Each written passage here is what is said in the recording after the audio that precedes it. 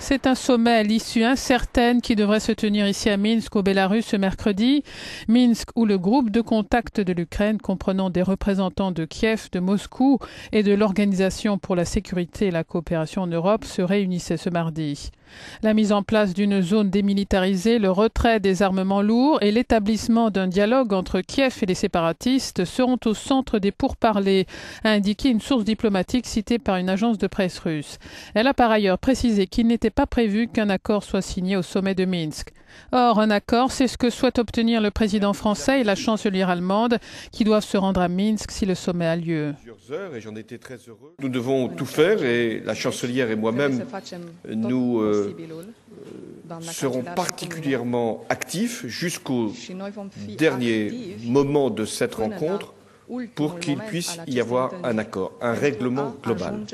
De son côté, le chef de la diplomatie française a indiqué ce mardi les principes défendus par la France, cessez-le-feu immédiat, retrait rapide des armes lourdes, contrôle effectif de la frontière et entre autres, je cite, recherche d'un statut particulier pour les populations du Donbass en restant le plus proche possible des accords de Minsk. Fin de citation.